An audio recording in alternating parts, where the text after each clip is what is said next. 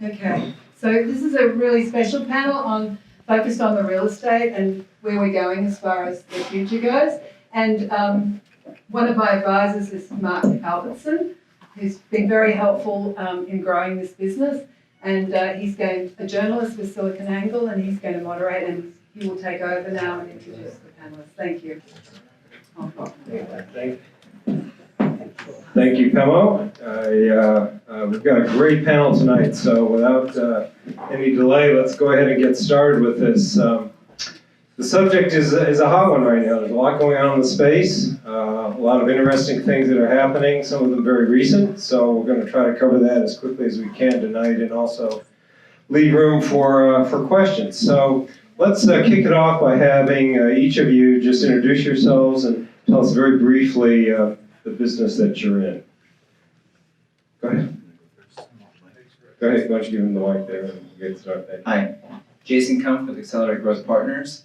We help tech companies grow, go international, and improve their operations. I was with a Bitcoin exchange, TradeHill, 7 years ago. It was the second largest Bitcoin exchange after Coinbase in the US. And been working with a number of blockchain companies in the real estate space and other spaces as well. Jason Kumpf. Hi, I'm MJ Kuntz at Inclusive Investing, venture inside of Zephyr Real Estate. And Inclusive Investing helps bring women and minorities into commercial real estate investing. Really excited about it. And before that, I had an ed tech company, STEM Kids, and taught at UC Berkeley Extension entrepreneurship and marketing. Also lived and worked in Japan in another life. Thank you. So my name is Raghu Bala. I'm with PropertyList.io. We're in the midst of trying to disrupt the MLS system, which is the listing system of properties, both commercial and residential, for those in Brazil who are not familiar with it. Prior to this, I was a former Yahoo exec, have been part of multiple startups, sold them to public companies. I currently also teach AI and blockchain for MIT Sloan online. So it keeps me busy, but also very interested in the property space. There are a lot of opportunities which we'll cover later on. Right, so I have Oh, you got that? Okay, cool. So I'm John Kang, CEO and co-founder of Reezy. So we automate property closings, so users can transact real estate directly from their phones. So we're addressing the closing process essentially through automation of manual, error-prone tasks. And we use blockchain as our digital checklist right now, but we're also using more as a call option for the future. I think that we're very big on the technology and how it can impact the industry. Just something we don't communicate outwardly to a lot of our investors or our partners. Excellent. All right. So let's kind of dive right into it. And the first question that I had as I was getting ready for this panel this evening is, there's so many people right now involved in the real estate process: the buyer, the seller, the escrow agent. The buyer and seller often have their own agents. There's inspectors, contractors, and so forth. So, looking at the future of real estate and what you all are doing in some regards related to that, is this going to change? Are we going to get to a process that is not as lengthy, not as cumbersome, doesn't require 1,000 sheets of paper to sign for one transaction? So let's kick it off with that. Where is the future going to go in terms of maybe improving that situation for us? I'll take a shot and then pass it on. So I'd say that we are quickly progressing to a DocuSign age. And by that, what I mean is most paperwork. We did a refinance of our home, and the paperwork ended up being 6 inches thick. And when it's 6 inches thick, you can't even fax it to anyone. You need to send a human to pick up the paperwork and move it around. So we're obviously in a place where it's completely inefficient.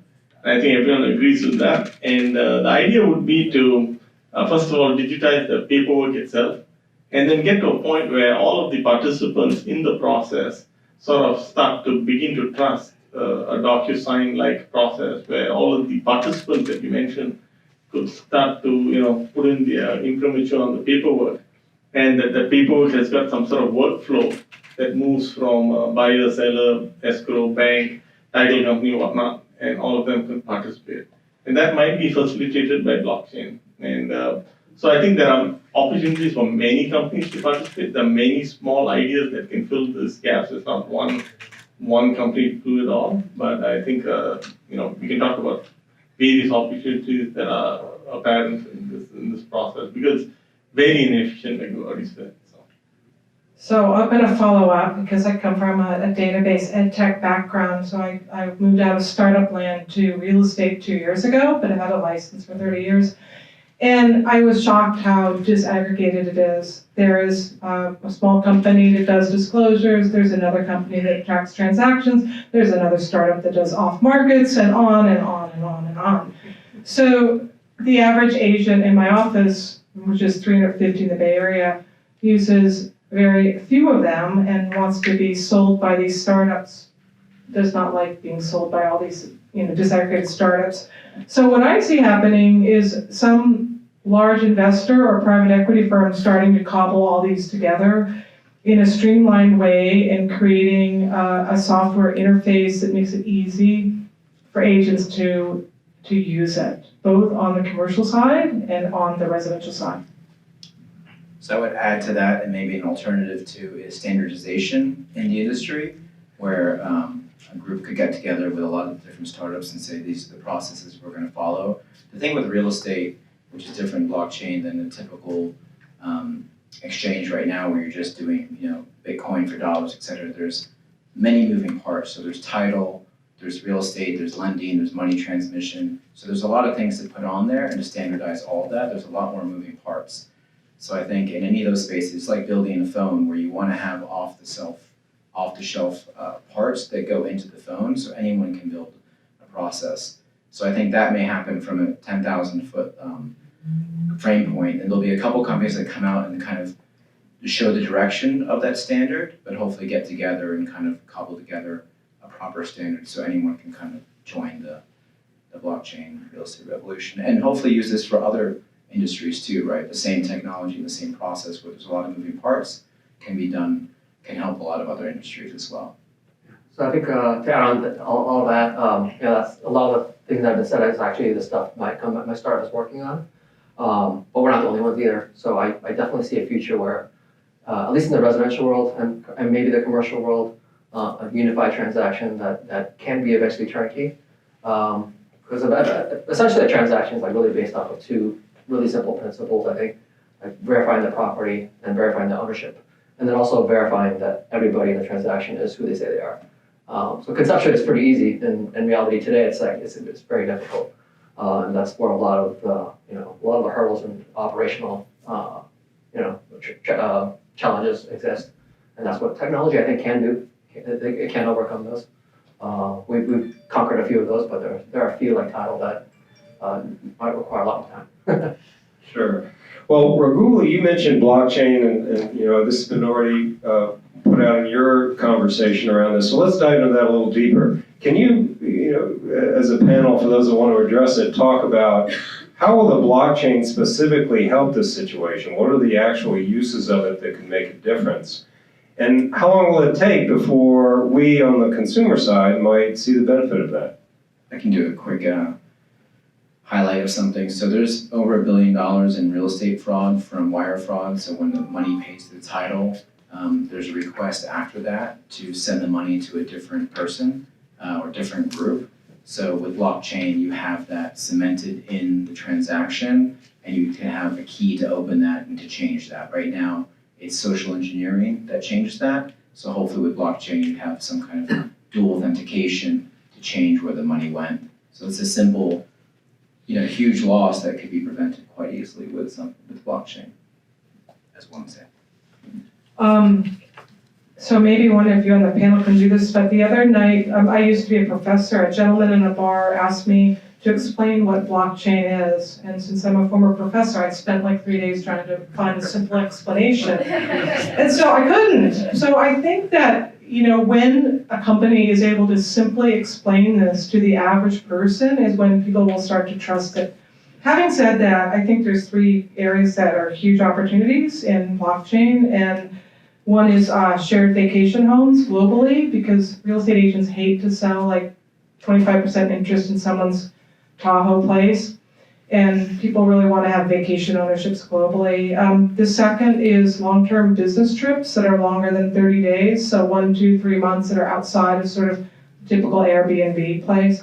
And the third, which is taking off in the states where cannabis is legal, is in cannabis land deals and cannabis trades, because conventional banks cannot finance those trades. So I think there's huge, if not it's already happening, it should be happening in those 3 areas. So, because I teach it, I'll just spend 1 minute on what this blockchain. Okay, thank you. So the way to explain it would be that think of it as a bunch of rail cars which are stitched to one another, which are clinging on to one another. So these rail cars are each a block. So when you chain them together, they form a train, and that's a blockchain. That's the easiest way to think about it.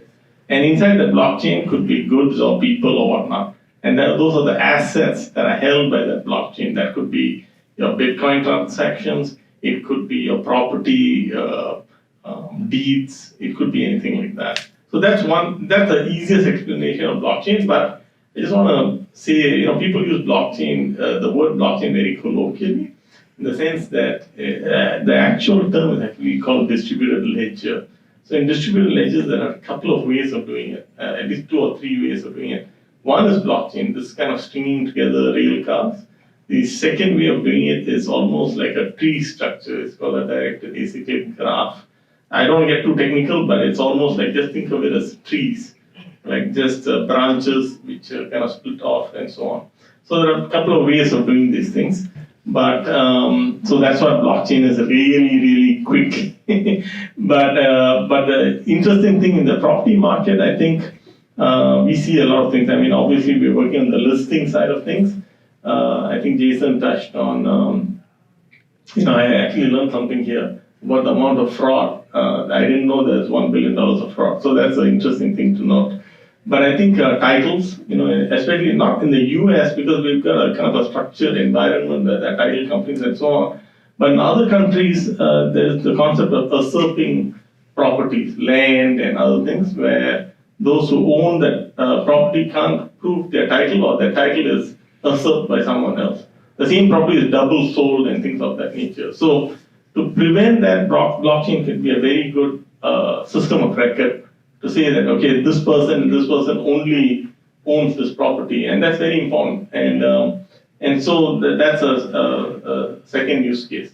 And I think there are several other use cases, some of which I was talking to folks prior to this when we were having our cocktails, which is when you buy a property like a house, you actually not only buy the structure, but you actually buy all of the assets inside the house.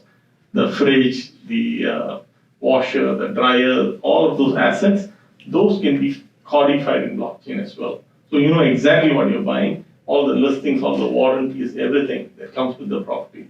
So, right now we're not getting down to the brass tacks of all of that, but I think there's plenty of opportunities to use blockchain.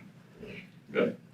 Yeah, so I think the power of blockchain to me is really about like being able to send money directly to somebody else, reducing that financial friction that exists today.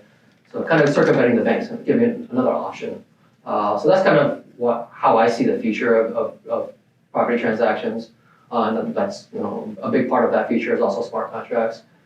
Adding that the verification of certain requirements being met before money is distributed.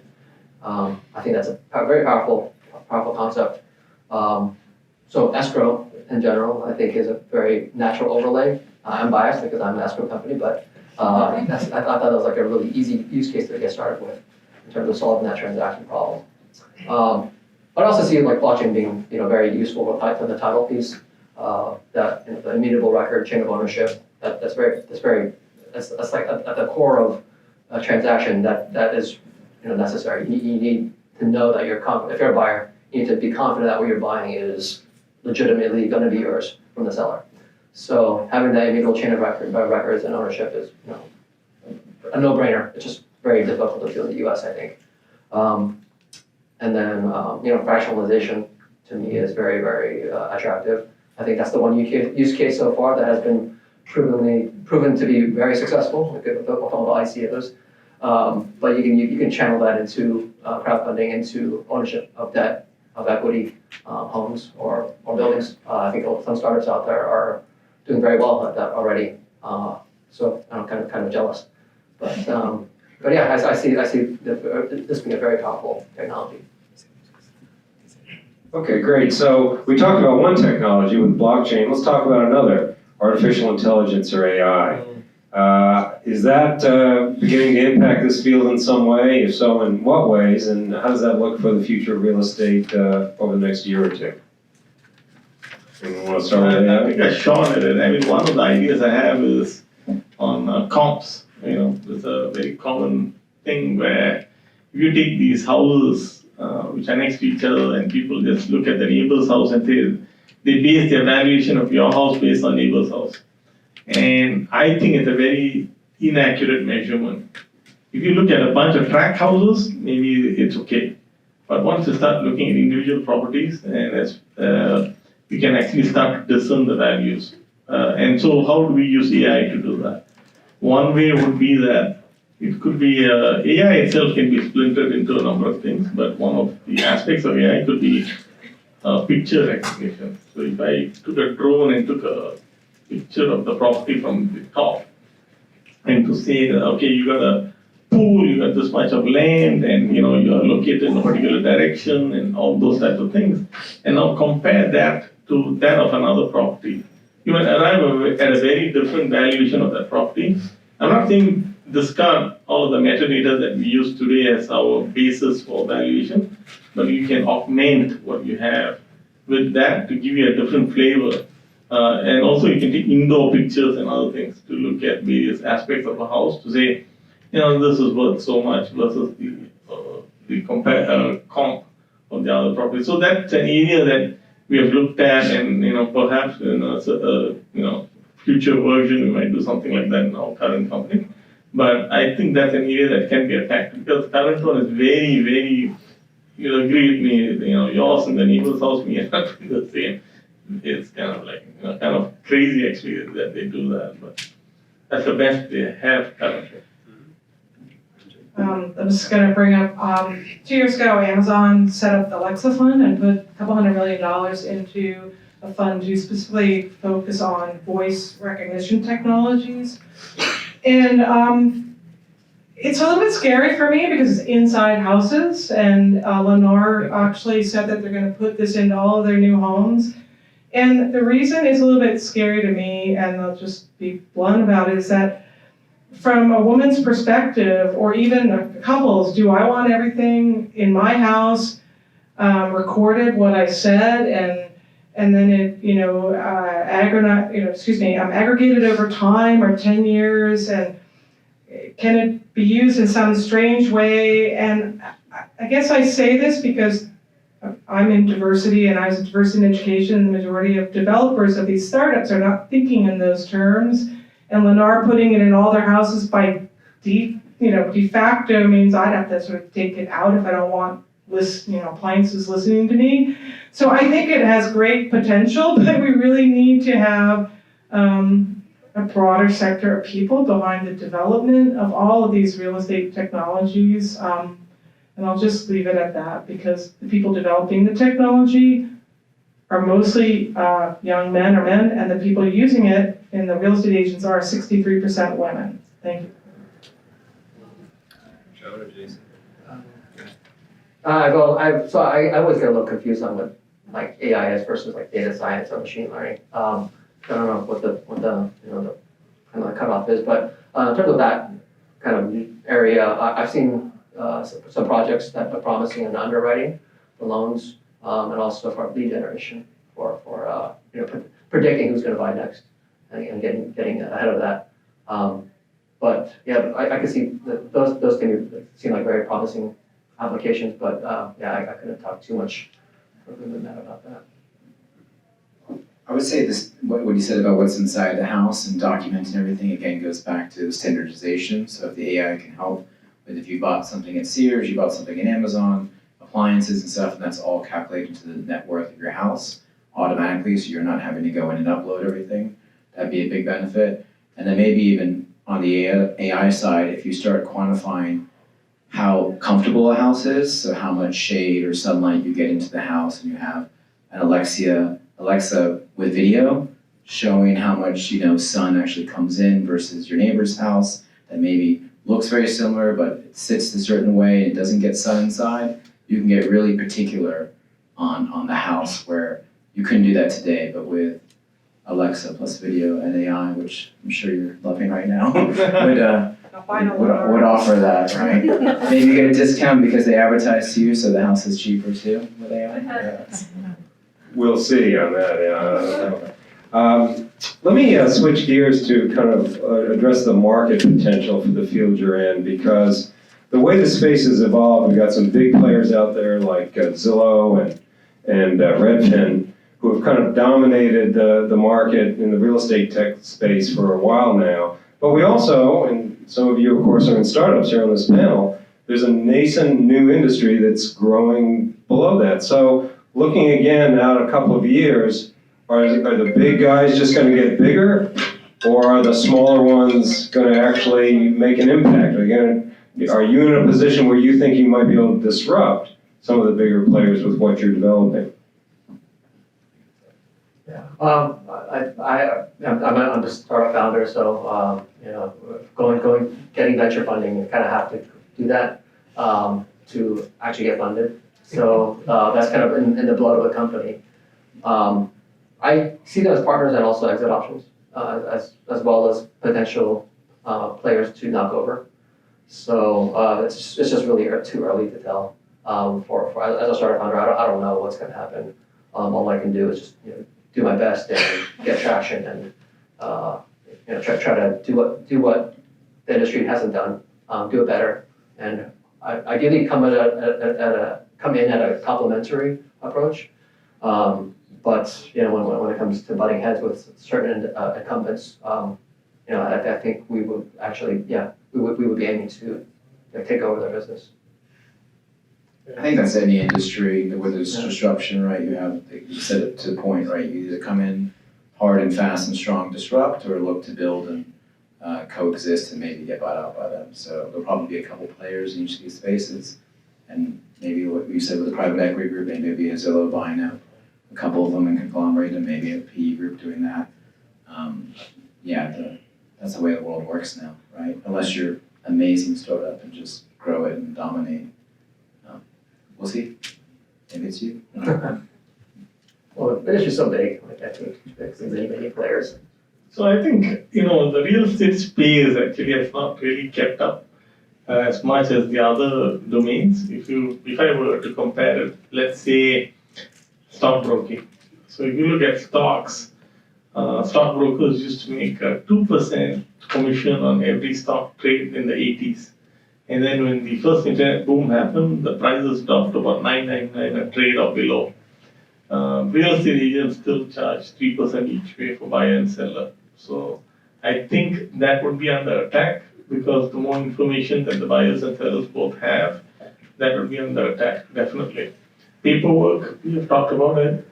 That's kind of like really another point of frustration for everyone involved. So I think that will be under attack as well. Valuations. So there are so many areas that are so inefficient in real estate that I think that these will all be disrupted one by one. It's about time. It's maybe the last industry that sort of like capitulate to this internet or technology boom.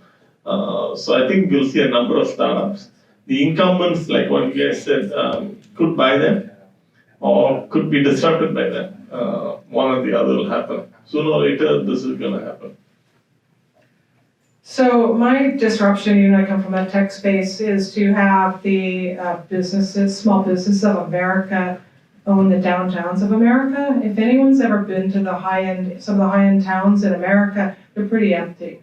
And I think part of it's because commercial real estate is set up to maximize profit. So part of my disruption is being more inclusive of everyone co-owning properties like that, so we have community again in America. And I'm not against using technology, I use it and I've developed it, but I think it's really important to bring back community and have people that use the small towns of America owning the properties again. I think one final point to that, your question was, I think it's very real now because there's so much money going in. I think we're at record high levels every year for the past 3 years in prop tech. So I think it's just a matter of time before some of these pop really in a hard way. Well, let's bridge into that for a sec, because that's actually a segue into my next question, which has to do with venture funding and what's happening. You know, looking in preparation for tonight, getting some really hard data on investment was a little tricky to do. The New York Times reported, I think, about $12 billion was invested in prop tech over the last year. That number has probably gone up.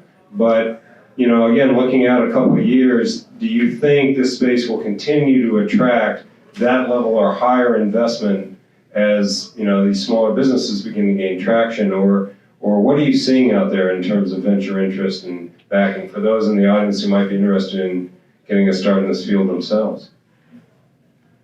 So we saw a big spike during the ICO boom, self-funding via ICOs, and then that kind of calmed down once those kind of fell out of favor, and a steady increase into this space from venture. I don't have the exact numbers, but I know it's growing every year. I think funding's pretty good right now in general for any dash tech, reg tech, FinTech, polytech, real estate tech, doesn't matter. Dash tech and you get money. So I think it'll continue on until maybe another 2 years. And then we're seeing kind of a crest maybe at that point. There'll be enough players and money will be a little looking for lower valuations and a little tighter business models. One thing I see as a trend is, property market used to be very location specific. But at least where we live in Orange County, and one of my partners, Hassan, is in the audience. We see a lot of foreign buyers for properties. So the market has become more global. So anyone can sort of buy properties anywhere. And they can be remote. So these are kind of like foreign concepts to the property market. But just like buying anything else, it becomes so, geographic boundaries are sort of like being removed. And anyone can buy anything anywhere. So I think with that sort of a mindset, now we begin to think like the market itself, the amount of capital available for deployment is quite big. You're not limited to your local set of investors to buy properties in there. It could be anyone coming in from anywhere and putting in money anywhere else. So the market is sort of like very wide open, I think, with technology. So talking about a big ocean now as opposed to previously a small pond. I see venture funding in real estate, I think, probably going. I'm not an investor. Investor, so I can't really say for sure. But I think the community is finally getting more educated about real estate. It's a complicated industry, but it's huge. And I think people are finally understanding how fragmented it is too. So there's a really big opportunity for consolidation. I think the money is just getting started. I think it'll be there for a few years. Coming out of Property Tech Accelerate, came out of Metaprop this last year. Their round sizes their fund sizes rather that they continue to raise are getting bigger and bigger, and they're oversubscribed every time. So and I think that's pretty good proof that the interest is there. So I think this is one of your questions, Mark, next, but I'm going to talk about, I see the commercial market merging into the residential. And the reason why is I looked into the CoStar Group, which is out of Washington, D.C., and they've been quietly acquiring many companies, CoStar, LoopNet, Cozy, which I use to manage my properties, apartments.com, student housing. You can see that they're moving into the people that would be buying residential property, and they're a data company, so they have all the data in there. So my prediction in the funding space is companies like CoStar or a newer one, I think it's called Renomegy. Does anyone know that one? But they are providing all the data that can be provided to what I'm going to call the salespeople on the streets in residential to mine and quickly find the buyers or sellers, because that's the game. And in residential real estate. I mean, to be quite honest, when he tells me he wants to list my house, it's pretty easy to do. Not to make it as simple, but finding the buyer or seller is the hard part. Right. Doing the transaction is pretty simple. Most of it's farmed out to other people, and unless he's hidden some information from me, we're probably going to get offers, and everyone's going to make out like a bandit in the Bay Area.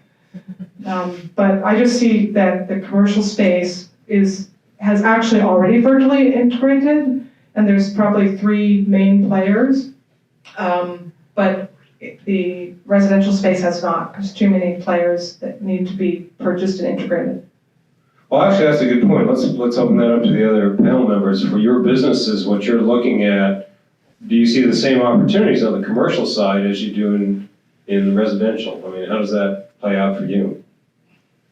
So we actually list both commercial and residential, and both rentals and for sale properties. And also there's, so we look at it as holistically. We are trying to disrupt MLS and trying to make it very easy to list. So one of the things that we are beginning to do is actually utilize technology in ways that people have not done so before. So if you look at a regular MLS listing, it's usually a lot of text and then a few pictures and so on. If they even put those pictures on. And what we are leveraging is the ability of a mobile device, which can take voice, text, video, images. And so now the listing itself is extremely rich. And so if you look at MLS, probably it was invented in the 50s or 60s or whatnot. So we have to fast forward to 2020 and now talk about how a listing actually embodies itself. And so we see a lot of opportunity because some of these technologies are very, very dated. So. I think in general, the same opportunities kind of mirrored in commercial space as in residential, just slightly different mechanics. In commercial, I think in general, the transactions are a little bit more complex, low frequency, so maybe not as scalable, but I think the same process and transparency probably are still very, same pain points. So commercial's a very big space too. I think it's a big opportunity. So I want to say one more thing. Yeah, go ahead, MJ. The commercial space and investment space operates a great deal in what I call a closed world. So I call it the good old boys world. And so I see, when you're talking, John, that just blockchain and need to change and distribute information, providing access to many, many more people. I'm speaking out of my own personal experience of being closed out of stuff in my first year of real estate.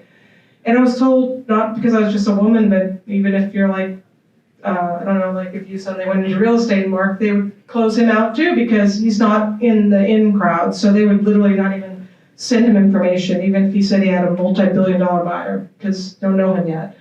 So it's a very exclusive industry in a way that's just starting to get broken open. So I am hoping technologies will help do that. Yeah, there are a lot of pocket listings and groups that don't want to let people know what they're doing, so that happens a lot, and they only send it out to other groups that can be quiet about the listing and not publicize it. So that's an interesting aspect to real estate because some people don't want every transaction being out there in the US. Everything gets recorded, the deeds and stuff like that, so you kind of know, versus like when we talk about stocks, everyone doesn't know that you just bought 1,000 shares of Amazon today. And how would people feel if that was going on? How much transparency do you want? So it's an interesting angle if that's completely open, right? Google someone, you see exactly everything they're doing. So. Well, actually, that's also another good segue into a question about data. Much of the tech industry and the successful companies have been focused on monetizing data, collecting it and turning it to their own advantage. In the prop tech world, you've got opportunity for real-time metrics like occupancy or water usage for market analytics. So how will the industry that you're in this space, use data and monetize it? And I think in fairness, we should also ask the question, are there privacy concerns around there? We're talking about people's homes or financial assets. How do you see that playing out? So there's one there's one aspect of it is on the consumption data. See, there are three technologies that are coming together in the tech space: AI, blockchain, and IoT. So this actually touches on IoT. So you can actually collect a lot of data in real time using IoT, and that way you know, let's say it's a multi, sort of family housing property or whatnot. So you can figure out the consumption rates of electricity, water, and other utilities within that complex very easily using IoT. So that's good use, and that data could be used to value whatever metric that you want to go after. The second use of data would be that in a transaction sort of world, when you're talking about, I'm looking at it from a buyer's perspective, not from a seller's perspective. So let's say that I got a property for sale. As a seller, I might say I've got two other offers. Nowadays, there's no way to verify that the two other offers are real. So if you begin to use blockchain, what can happen is, you don't need to put up earnest money, but you can say that the two other offers need to be backed by some real entry, maybe $100 bid to put an entry in the blockchain to say, okay, I'm going to bid $1 billion on this house. And so from the buyer side, I know that the two other offers are not BS, it's real offers that I can then bid higher than that. But right now it's an imperfect market where the data itself is whatever the seller says, you sort of go with it. It could be completely false and there's no way to verify. So if you can have a sort of a system, I'm not saying this will happen, but this could be an interesting use case for actually blockchain to put in bids of serious investors in a property. I think on top of that, like what Amazon does, if you're an Amazon seller selling stuff, there's repricing models. So you could have AI repricing on that. So instead of trying to negotiate, saying there's two bids or something, it's just automatically repricing via AI. So that'd be kind of interesting. Then you could do automated bidding via AI too, and then have the two AI things go after each other. I like the idea of using AI for pricing because in a hyper-inflated market where there's multiple offers, as a relatively new person in real estate, it's not the most ethical market. Just last night at agents, I said, that's illegal. He goes, no, it's not illegal, it's unethical. I'm not even gonna say what this man was telling me he was doing. So this happens all the time because agents want to, I don't do it, I'll say that honestly, but agents want to, and it's his house, he wants me to get 2.9 million, not the advertised 1.99 million. So I'm gonna tell him, his agent, that, well, if you come in over this price, it might be good. And tell him, if you come in over that price, it might be good. It's a very vague thing, and no one really ever knows how many offers there were, or maybe there was only one, and I'm just lying. This is the way that real estate agents really work, and I've been shocked to see it in the last 2 years. Real estate agents lie? Did you just say that? I'm shocked. I don't. I was raised Catholic, so I'm not going to confession if I lie. I'm sure some car dealers don't lie either. No. I think there's some real concerns about the privacy though. I don't know where the lead generation market or capabilities have come, but I can see it, and if it doesn't happen already, like Alexa, or something like that, filtering your conversation that it hears directly to an agent. That's something like lead generation or lead. People pay a lot of money for in the industry, $500, $1,000 sometimes, to get to know who is buying at this right time. So I think it's a little scary, but it's also a big opportunity if you can do it better. And so I kind of only see the problem getting worse with that particular area, but yeah, I think maybe blockchain could solve it. I just can't wrap my head around how yet. I think safety is another thing, with a constant monitoring of everything. So if they know your lights have been off for like 5 days or no water usage, maybe the lights automatically come on. There's an issue with a running Fitbit app on a military compound in Afghanistan or something, and people could log in and see all the Marines where they would run every day, what time.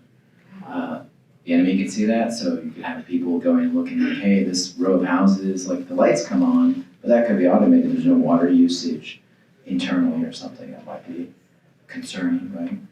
If you're home alone too, right? Something like that. So one of the engines driving a lot of this, of course, is e-signatures. DocuSign being the biggest player, but there's others out there. Yet there are still parts of the world that require wet signatures, and they haven't adopted it yet. How do you see that playing out over the next couple of years? Are we going to finally, really get on the e-signature platform, or are there still obstacles in the way to doing that, which could also impact your businesses? I think, go ahead. So my feeling is the real estate industry, just like many other industries, sort of like it's caught in a kind of a generational gap. So the older generation tends to prefer wet signatures and possibly paper.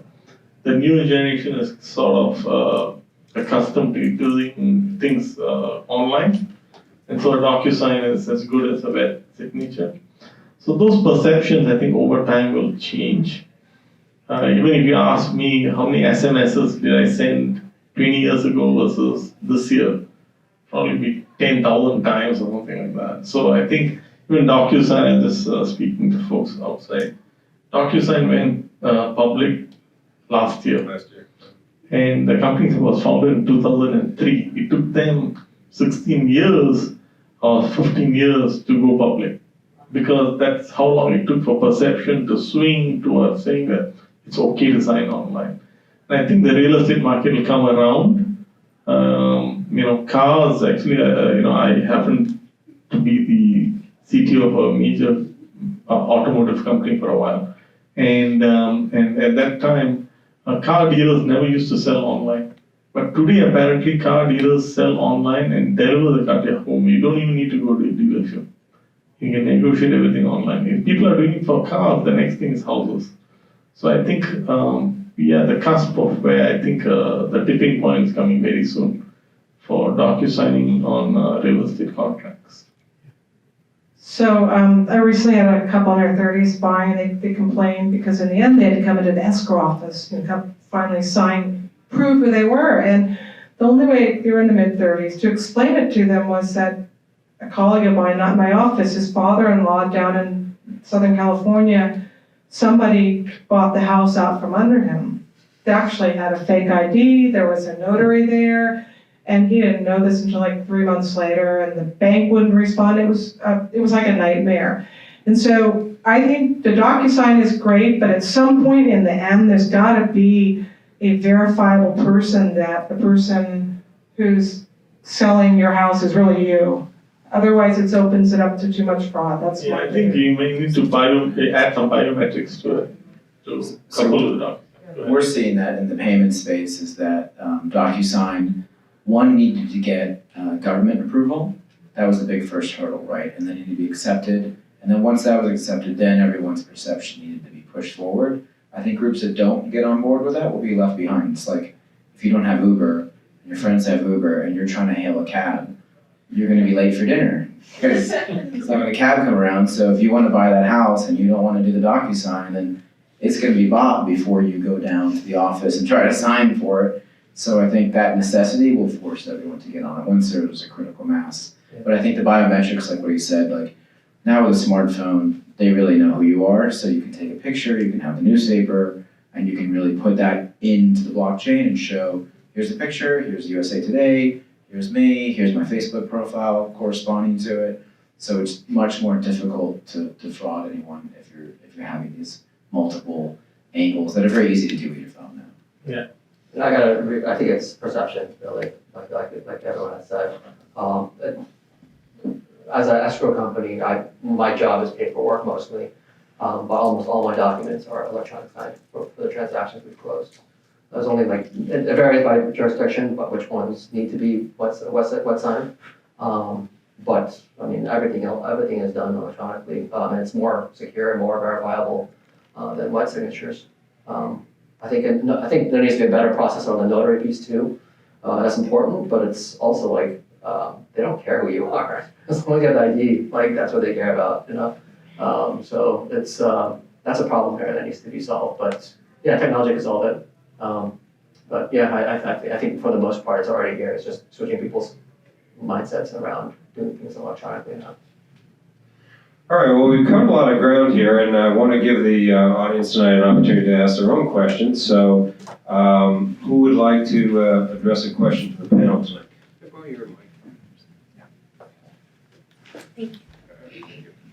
Hi, my name is Nikki Beasley and I run an affordable housing organization, and this has been really enlightening.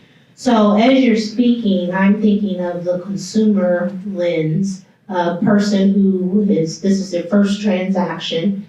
I do appreciate a number of things to help streamline the process, but what is some of the infrastructure you've been thinking about to protect the borrower as it relates to back in 08, 09 with the whole robo-sign, a lot of people got into trouble with that. Lenders being okay to know that all of this is automated and how are we securing the asset. So if there's been any thought about that, that's the first question. And the second question, as you're talking, I counted between 5 to 7 industries that could potentially lose their jobs. So when we talk about disruption, yes, I think it's great to disrupt an industry to make it more efficient, but as we've seen in other tech industry, it also disrupts the community from an economic standpoint. So if there's any thoughts on that. Okay, so infrastructure and community impact. Who wants to go first? I guess I can do the first round of this. So yeah, there's multiple different things that go into it. Like I said in the beginning, there's real estate's the lending, the money, the title, a lot of different angles in that need to be put onto a blockchain if that's the way it's going to go. And there's a lot of complexity behind that, right? There's some companies just doing one, and that's going to take some time to join all that together and to make it 99 5/9 acceptable. It's never going to be 100% perfect. There's always going to be things going wrong. Hopefully it's much better than it is today on that. As far as disruption, I think that's just a reality of today's world, right? There's more and more disruption in every industry, and hopefully there's more retraining of those groups. I think to his point where he said, the commissions have come down in real estate, but if you have a financial advisor, they're still taking 1 to 2% of your total, not transactions. So even though I use Robinhood, it's basically free. But if I want to have a financial advisor review everything, it's still 1 to 2%. So if they were transaction-based and just trying to go back and forth and weren't adding an extra value add, they're going to be in an issue. But if you're a good real estate agent and you know the market, you can find the deals, move things forward, then you still have something there. But there'll be less probably, right? That's part of the efficiency, and hopefully they become teachers or doctors or something else, right? I think a lot of the problems from like the robo-signing and the bad acting, I think some of the solution has been regulation, as some people might hate, but it has put a clamp down on a lot of bad activity, a lot of moral hazards there. I think the other piece that I think the country kind of screwed up on is accountability. We bailed out a lot of these people that screwed up. So maybe new politicians might be the long game, but yeah. So I think the regulation though has saved has helped a lot. But there are things that you can do with if you're the controller of a company of a marketplace or a lending marketplace, just use common sense really, and not have it pass through some underwriting hurdles to make sure that whatever loan products are out there are good. On the kind of disruption angle, I kind of view it as like productivity. I know it's very chaotic whenever a new technology comes out, but kind of the longer term impacts is that people are more productive. So more the escrow space or the realtor space for us, I don't really see. I see a seamless transaction as a really big benefit for everybody. I think the realtor role will change over time. I don't think they're going to need a salesperson, but my personal opinion is if my company gets big, let's say, I want to hire realtors because they're the best customer service agents for the buyer and seller. Then no one else is going to have better data than they do, or touch points to the community. But in general, once you free up people to do more productive work. I think there'll be more jobs out there in general. That's how I see it. But I know in the short term, it can hurt. So the realtor role might change actually to become almost a real estate data scientist. And so the realtor knows a lot of data as a domain expert. But then, like what John said, the role might change. They may not be so sales focused, but they would know how to pass the data and to give a lot of input. And the actual execution might be an AI type execution, online type execution. But you still need that domain knowledge that you can't just acquire just off of a book or something like that. So. Well, it just so happens we have a realtor here with us tonight. I'm gonna Are be you worried about straight out being honest, disrupted? because I worked in the tech world for many years, and I've sort of been as academic. Technology disruptors don't care about who they're displacing. That's my general thought.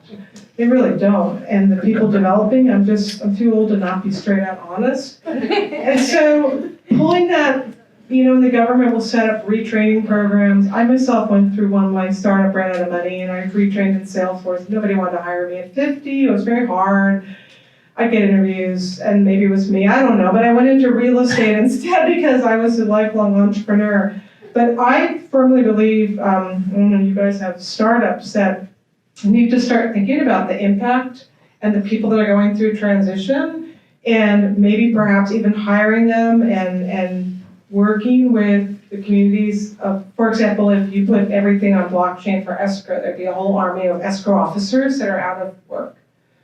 And some of them have been doing it like 25 years, and it's what are they going to be doing? So I don't have the answer for that, but I think that we need to start putting more of the thought behind that among the young startups, because otherwise we're just gonna all be, getting, $22,000 a year of basic income from the government, and robots are gonna be doing everything for us. So I'm gonna throw it out there that we need to start thinking about what my good friend Nikki brought up, because we never have, and I just think we need to start thinking about that globally. So I'll add to that, my mom's a realtor, so I've been prepping her for this. She's definitely on the sales side, and so I've been helping her get to more of the analyst side. I feel it's just like financial advisors, you're gonna go from selling, buy the stock, sell the stock, going back and forth, to here's the historical data, interpreting that, right? You can have all the AI in the world, you can have all kinds of information, but doesn't mean the end buyer is gonna have the time to do that. People still like dealing with other people, even more so if it's sophisticated purchases. So the realtors will have to up their game and learn that and learn those systems better. And then there's something there. But you're right, like disruption, it's happening. But that's something that, it's going to happen in a lot of different industries, right? This is just one, right? So it's a brave new world out there, right? Okay, what other questions do we have out here? So. Hassan Kramadam, property list. You brought up the EU laws, maybe fraud or more. How could we use AI to bring that to zero and blockchain together? And also with AI, maybe face recognition would make sure people are more comfortable to use the online maybe services or do business transaction. Okay, fraud, AI, facial recognition, who wants to? Since I brought that up, I'm not 100% that number, but I'm pretty sure it's a massive number, right? And it's basically at the escrow side, the money gets transferred somewhere else. They say, oh, instead of sending the money here, we just need to update it there. So there's a lot of different ways to confront that, right? I think a dual authentication, if the money needs to transfer to a different group than the original bank account details was, kind of solves that pretty easily. So yeah, you can have a login with the Facebook, login with your metrics, and then having that on the blockchain as a historical record, who changed it, where the money went, because that's the big issue. No one knows what happens. And where the money goes, you can put a hold. There's a lot of different things to do on that side. So I'll answer that one. The other ones too. My friends. I just want to say on the escrow side, we hear of a lot of fraud. And in general, because we have risk management training, so we have stories of fraud. And it generally happens when an email gets hacked. he's buying, I tell him to wire the last $1,677,000. Simple email. And so somebody hacks that email and makes it look like the escrow company and it's gone in a day. And that's just how simple it is. But what I see where things can be used is with voice technology, because if you had to enter a longer stream of your voice, that can't be copied, I think, as easily, but I might be wrong. I think blockchain has really, big impact. Could be a big solution here. But if you think about the problem, like to actually pull that off and how widespread it is, you need an incredible amount of information. So to set up a fake bank account that mirrors the customer's information, because there's verification that happens, it's just not very thorough. So when you send the money, you have to verify that the bank is, the buyer's or the seller's bank or the escrow agent's bank. And you also have to have the ownership information of the escrow company that's receiving the funds. So you have to have that information to start. Then you also have to time it very perfectly so that the fraudulent email that you send out to the buyer has to be right when the buyer's about to send the funds over. So how do you do that? Like, you have to have all the information in the world. I don't know exactly how it's done, but I can tell you kind of where the data is being leaked. So I was a loan officer for a while, and also in the escrow business. There's all kinds of information being leaked everywhere. I've seen people leave social security numbers of sensitive information of buyers' data on loan officer desks, like paper. And then you have, and also to show how inefficient it is, you're hiring somebody to move that paper to somebody else's desk. So you have like 3 eyeballs on that sensitive information already from that one piece. To get that information, it could be easy. It'd be pretty easy. Just pay somebody inside a mortgage company to be your gopher to funnel the information. So that's one piece. Telephone calls. You're saying your social or bank account information over the phone. Your ABA routing numbers. That's all through a lot of times through unencrypted emails. Sometimes it's left open. And on people's desks too.